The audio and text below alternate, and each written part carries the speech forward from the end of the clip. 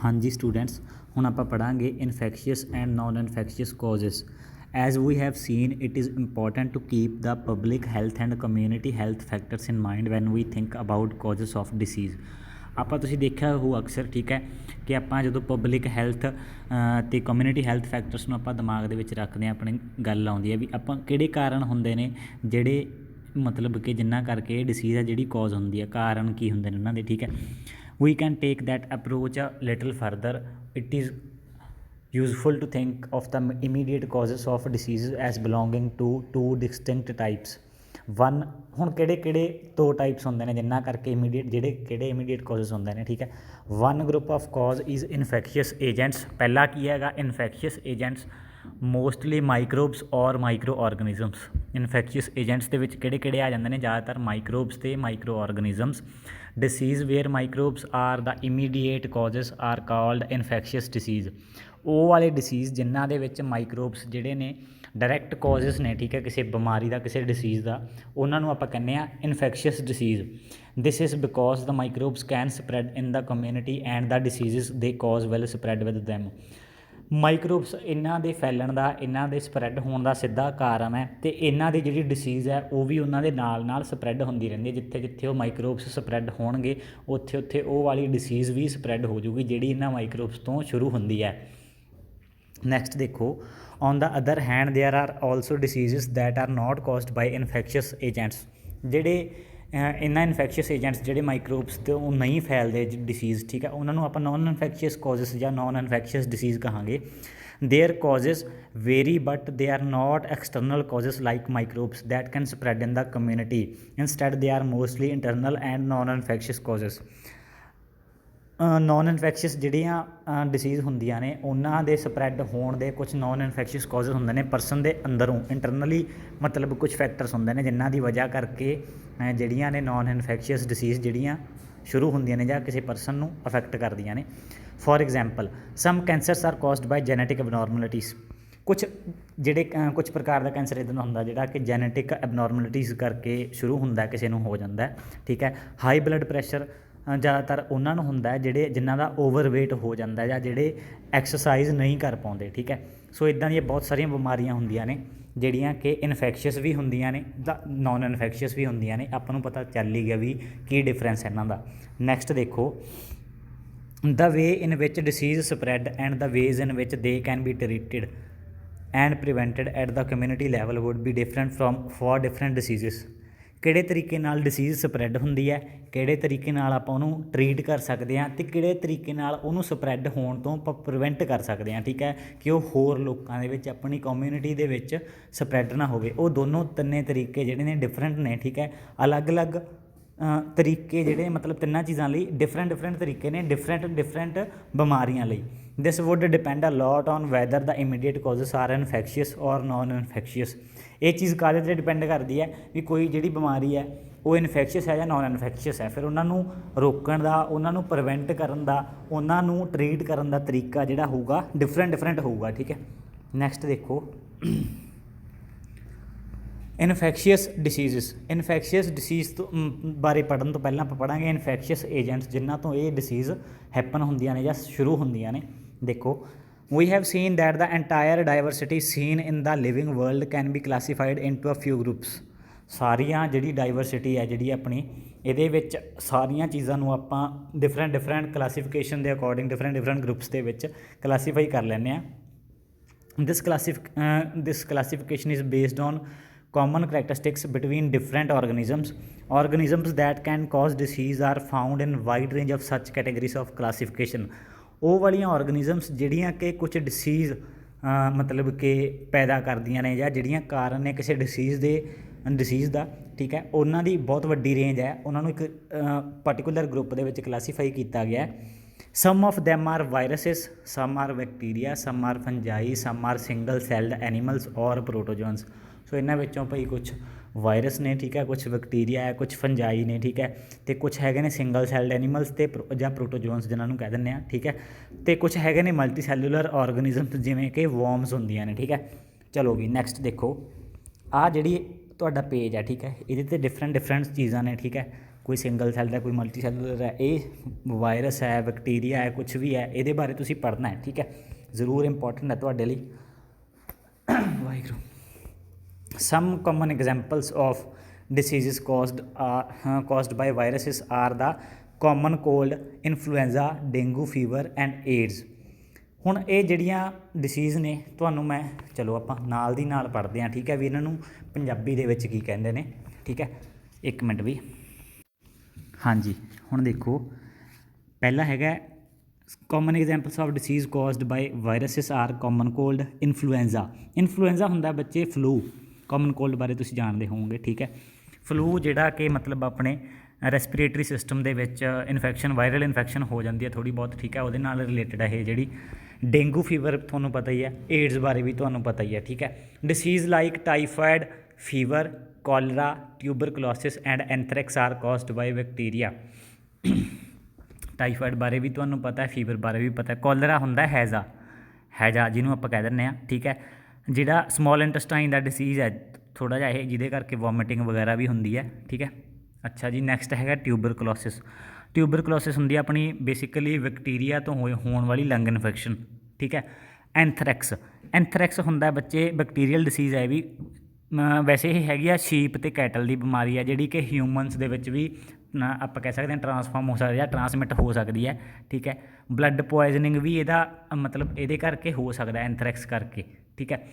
These are caused by bacteria. ਇਹ ਸਾਰੀਆਂ ਕੀ ਨੇ ਗੀਆਂ, ਬੈਕਟੀਰੀਆ ਤੋਂ ਹੋਣ ਵਾਲੀਆਂ ਜਿਹੜੀਆਂ ਬਿਮਾਰੀਆਂ ਨੇ, ਠੀਕ ਹੈ।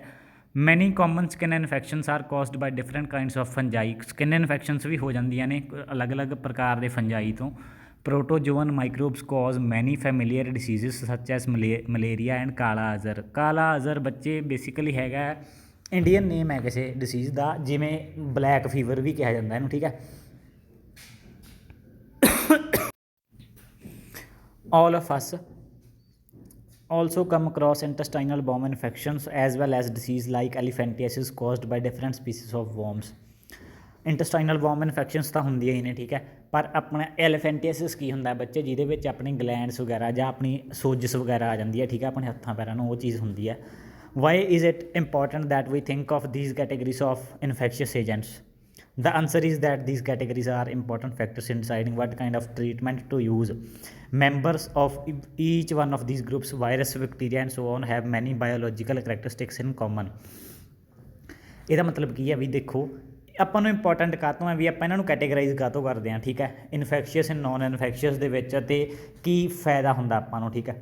ਸਭ ਤੋਂ ਪਹਿਲਾ ਫਾਇਦਾ ਇਹ ਹੈ ਵੀ ਇਹਨਾਂ ਦੇ ਵਿੱਚ ਮਤਲਬ ਆਪਾਂ ਕਹਿ ਸਕਦੇ ਹਾਂ ਆਪਾਂ ਨੂੰ ਪਤਾ ਹੋਣਾ ਚਾਹੀਦਾ ਹੈ ਵੀ ਕਿਹੜੀ ਟਰੀਟਮੈਂਟ ਆਪਾਂ ਸ਼ੁਰੂ ਕਰਾਂਗੇ ਜਦੋਂ ਕੋਈ ਆਪਾਂ ਨੂੰ ਪਾਰਟੀਕੂਲਰ ਬਿਮਾਰੀ ਹੁੰਦੀ ਹੈ ਜਾਂ ਡਿਸੀਜ਼ ਹੁੰਦੀ ਹੈ, ਠੀਕ ਹੈ। ਇਹਨਾਂ ਵਿੱਚੋਂ ਬਹੁਤ ਸਾਰੇ ਗਰੁੱਪਸ ਜਿਵੇਂ ਵਾਇਰਸ, ਬੈਕਟੀਰੀਆ ਜਾਂ ਹੋਰ ਥੋੜ੍ਹੇ ਬਹੁਤ ਜਿੰਨੇ ਵੀ ਆਪਾਂ ਨੇ ਪੜ੍ਹੇ ਨੇ, ਠੀਕ ਹੈ, ਉਹਨਾਂ ਦੇ ਵਿੱਚ ਕਾਫੀ ਸਾਰੀਆਂ ਬਾਇਓਲੋਜੀਕਲ ਕਰੈਕਟਰਿਸਟਿਕਸ ਨੇ ਜਿਹੜੀਆਂ ਕਾਮਨ ਹੁੰਦੀਆਂ ਨੇ, ਠੀਕ ਹੈ। ਸੋ ਉਹਨਾਂ ਨੂੰ ਕੰਟਰੋਲ ਕਰਨ ਵਾਸਤੇ ਆਪਾਂ ਸੇਮ ਮੈਡੀਸਿਨ ਜਾਂ ਕਹਿ ਲਓ ਵੀ ਸੇਮ ਪ੍ਰਕਾਰ ਦੀ ਦਵਾਈ 2 ਜਾਂ 3 ਜਾਂ ਜਿੰਨੀਆਂ ਵੀ ਡਿਸੀਜ਼ ਨੂੰ ਆਪਾਂ ਕੰਟਰੋਲ ਕਰ ਸਕਦੇ ਹਾਂ ਘੱਟ ਤੋਂ ਘੱਟ ਮੈਡੀਸਿਨ ਦੇ ਨਾਲ, ਉਹਦੇ ਲਈ ਇਹ ਆਪਾਂ ਨੂੰ ਹੈਲਪਫੁਲ ਰਹੂਗਾ। All viruses, for example, live inside host cells, whereas bacteria very rarely do। ਸਾਰੇ ਵਾਇਰਸਿਸ ਜਿਹੜੇ ਕਿਸੇ ਨਾ ਕਿਸੇ ਹੋਸਟ ਸੈੱਲ ਦੇ ਵਿੱਚ ਸਟੇ ਕਰਦੇ ਨੇ, ਪਰ ਬੈਕਟੀਰੀਆ ਇੱਦਾਂ ਨਹੀਂ ਕਰਦਾ। Viruses, bacteria and fungi multiply very quickly. ਇਹ ਬਹੁਤ ਛੇਤੀ ਵੱਧਦੇ ਨੇ, ਠੀਕ ਹੈ। While worms multiply very slowly in comparison. ਪਰ ਵੋਮਸ ਇੱਦਾਂ ਨਹੀਂ ਕਰਦੇ, ਉਹ ਹੌਲੀ ਹੌਲੀ ਮਲਟੀਪਲਾਈ ਹੁੰਦੇ ਨੇ, ਠੀਕ ਹੈ। Taxonomically, all bacteria are closely related to each other than to viruses and vice versa। ਸਾਰੇ ਬੈਕਟੀਰੀਆ ਕਲੋਜ਼ਲੀ ਰਿਲੇਟ ਕਰਦੇ ਨੇ ਵਾਇਰਸ ਦੇ ਨਾਲ, ਅਤੇ ਵਾਇਰਸ ਰਿਲੇਟ ਕਰਦੇ ਨੇ ਬੈਕਟੀਰੀਆ ਦੇ ਨਾਲ, ਠੀਕ ਹੈ। This means that many important life processes are similar in bacteria group but are not shared with virus group.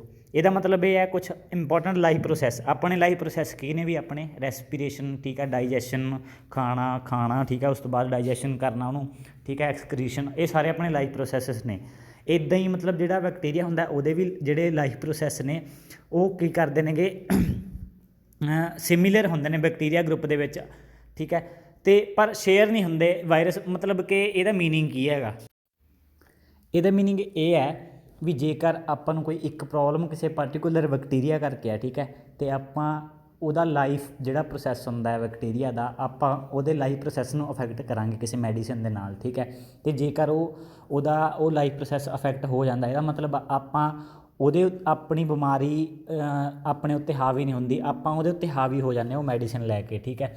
Reason ਕੀ ਹੁੰਦਾ ਇਹਦਾ, ਦੇਖੋ ਕਿੰਨੇ ਪ੍ਰਕਾਰ ਦਾ ਬੈਕਟੀਰੀਆ ਹੁੰਦਾ, ਡਿਫਰੈਂਟ ਟਾਈਪਸ ਦਾ, ਠੀਕ ਹੈ। ਜੇ ਆਪਾਂ ਇੱਕ ਪ੍ਰਕਾਰ ਦੇ ਬੈਕਟੀਰੀਆ ਦੀ ਮੈਡੀਸਨ ਲਈ, ਠੀਕ ਹੈ, ਤਾਂ ਉਹ ਕਾਫੀ ਸਾਰੇ ਜਿਹੜੇ ਗਰੁੱਪਸ ਹੁੰਦੇ ਨੇ ਬੈਕਟੀਰੀਆ ਦੇ, ਉਹਨਾਂ ਦੇ ਉੱਤੇ ਮਤਲਬ ਆਪਾਂ ਕਹਿ ਸਕਦੇ ਹਾਂ ਅਸਰ ਕਰਦੀ ਹੈ ਉਹ ਮੈਡੀਸਨ, ਠੀਕ ਹੈ। ਨੈਕਸਟ ਦੇਖੋ, as a result drugs that block one of these life processes in one member of group is likely to be effective against many other members of the group. ਦੇਖੋ ਉਹੀ ਗੱਲ ਆ ਗਈ ਨਾ, ਜਿਹੜਾ ਇੱਕ ਮਤਲਬ ਕਿ ਜਿਹੜਾ ਡਰੱਗ ਬਲੋਕ ਕਰਦਾ ਇੱਕ ਕਿਸੇ ਲਾਈਫ ਪ੍ਰੋਸੈਸ ਨੂੰ, ਇਹਨਾਂ ਦੇ ਕਿਸੇ ਇੱਕ ਮੈਂਬਰ ਨੂੰ, ਠੀਕ ਹੈ, ਉਹ ਸਾਰੇ ਬਾਕੀ ਅਦਰ ਮੈਂਬਰਸ ਜਿਹੜੇ ਗਰੁੱਪ ਦੇ ਨੇਗੇ ਉਹਨਾਂ ਦੇ ਉੱਤੇ ਵੀ ਇਫੈਕਟਿਵ ਹੋਊਗਾ। But the same drug will not work against micro belonging to a different group. ਪਰ ਉਹੀ ਡਰੱਗ ਜੇ ਆਪਾਂ ਕਹਿ ਦਈਏ, ਉਹੀ ਦਵਾਈ, ਠੀਕ ਹੈ, ਮੈਡੀਸਨ ਕਿਸੇ ਡਿਫਰੈਂਟ ਮੈਂਬਰ, ਜਿਹੜਾ ਕੋਈ ਮਾਈਕਰੋਬ ਕਿਸੇ ਹੋਰ ਗਰੁੱਪ ਦਾ ਮੈਂਬਰ ਹੋਊਗਾ, ਉਹਦੇ 'ਤੇ ਇਫੈਕਟਿਵ ਨਹੀਂ ਹੋਊਗਾ, ਠੀਕ ਹੈ। ਉਹਦੇ ਲਈ ਆਪਾਂ ਨੂੰ ਡਿਫਰੈਂਟ ਮੈਡੀਸਨ ਲੈਣੀ ਪਊਗੀ। As an example let us take antibiotics. ਆਪਾਂ ਐਂਟੀਬਾਇਓਟਿਕਸ ਦੀ ਐਗਜ਼ਾਮਪਲ ਲੈਂਦੇ ਹਾਂ। They commonly block biochemical pathways important for bacteria. ਜਿਹੜੇ ਐਂਟੀਬਾਇਓਟਿਕਸ ਹੁੰਦੇ ਨੇ ਉਹ ਬਾਇਓਕੈਮੀਕਲ ਪਾਥਵੇਜ਼ ਜਿਹੜੇ ਕਿ ਬੈਕਟੀਰੀਆ ਦੇ ਲਈ ਬਹੁਤ ਜ਼ਿਆਦਾ ਇੰਪੋਰਟੈਂਟ ਹੁੰਦੇ ਨੇ ਸਰਵਾਈਵ ਕਰਨ ਲਈ, ਉਹਨਾਂ ਨੂੰ ਐਂਟੀਬਾਇਓਟਿਕਸ ਕੀ ਕਰਦੇ ਨੇਗੇ, ਬਲੋਕ ਕਰ ਦਿੰਦੇ ਨੇ। Many bacteria for example make a cell wall to protect themselves. ਬਹੁਤ ਸਾਰੇ ਬੈਕਟੀਰੀਆ ਇੱਦਾਂ ਦੇ ਹੁੰਦੇ ਨੇ ਜਿਹੜੇ ਆਪਣੇ ਆਲੇ ਦੁਆਲੇ ਕੀ ਕਰਦੇ ਨੇਗੇ, ਇੱਕ ਸੈੱਲ ਵਾਲ ਬਣਾ ਲੈਂਦੇ ਨੇ ਆਪਣੇ ਆਪ ਨੂੰ ਪ੍ਰੋਟੈਕਟ ਕਰਨ ਲਈ। The antibiotic penicillin blocks the bacterial process that build the cell wall. ਜਿਹੜਾ ਮਤਲਬ ਕਿ ਪੈਨਸਿਲਿਨ ਹੁੰਦਾ, ਠੀਕ ਹੈ, ਉਹ ਬੈਕਟੀਰੀਆ ਐਂਟੀ ਬੈਕਟੀਰੀਆ ਮਤਲਬ ਆਪਾਂ ਕਹਿ ਸਕਦੇ ਹਾਂ ਮੈਡੀਸਨ ਹੁੰਦੀ ਹੈ। ਦੇਖੋ ਜਦੋਂ ਉਹ ਆਪਾਂ ਕੰਜ਼ਿਊਮ ਕਰਦੇ ਹਾਂ, ਠੀਕ ਹੈ, ਉਹਦੇ ਨਾਲ ਕੀ ਹੁੰਦਾ ਗਾ, ਬੈਕਟੀਰੀਆ ਦਾ ਪ੍ਰੋਸੈਸ ਜਿਹੜਾ ਕਿ ਬੈਕਟੀਰੀਆ ਦੇ ਆਲੇ ਦੁਆਲੇ ਇੱਕ ਸੈੱਲ ਵਾਲ ਬਿਲਡ ਕਰਦਾ ਹੈ, ਉਹਨੂੰ ਉਹ ਲਿਮਿਟਡ ਕਰ ਦਿੰਦਾ ਜਾਂ ਉਹਨੂੰ ਬਲੋਕ ਕਰ ਦਿੰਦਾ, ਠੀਕ ਹੈ। As a result the growing bacteria become unable to make cell walls and die easily. ਇਹਦਾ ਕਾਰਨ ਕੀ ਹੁੰਦਾ ਹੈ, ਜਦੋਂ ਸੈੱਲ ਵਾਲ ਨਹੀਂ ਬਿਲਟ ਹੁੰਦੀ, ਠੀਕ ਹੈ, ਤਾਂ ਉਹ ਆਪਣੇ ਆਪ ਨੂੰ ਪ੍ਰੋਟੈਕਟ ਨਹੀਂ ਕਰ ਸਕਦਾ, ਠੀਕ ਹੈ, ਫਿਰ ਉਹ ਜਲਦੀ ਖਤਮ ਹੋ ਜਾਂਦਾ ਹੈ। Human cells don't make a cell wall anyway. Human cells ਵੀ ਕੋਈ ਸੈੱਲ ਵਾਲ ਬਿਲਡ ਨਹੀਂ ਕਰਦੇ। Similarly many antibiotics work against many species of bacteria. ਇੱਕ ਮਿੰਟ ਵੀ, human cells don't make a cell wall anyway, so penicillin cannot have such an effect on us.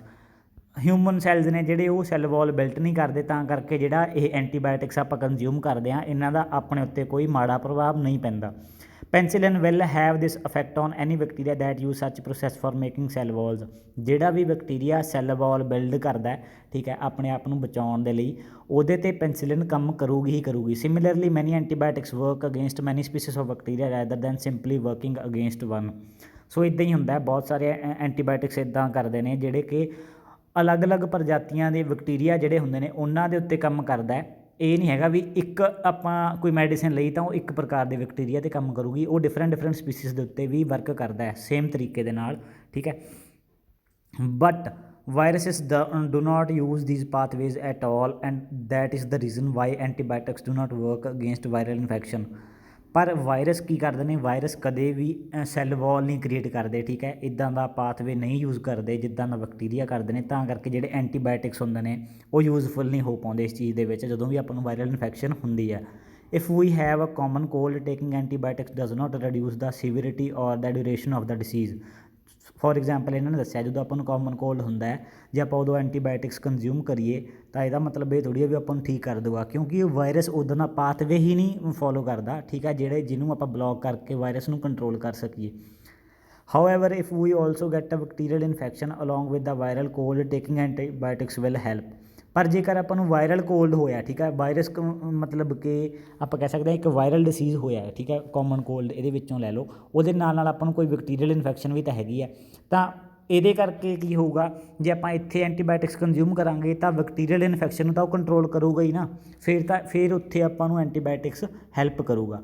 Even then the antibiotic will work only against the bacterial part of the infection not the viral infection.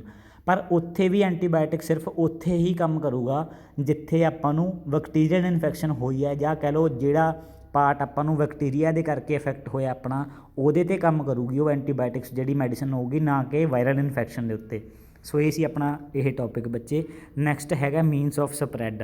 ਸੋ ਇਹ ਚਲੋ ਆਪਾਂ next video ਦੇ ਵਿੱਚ ਕਰਾਂਗੇ।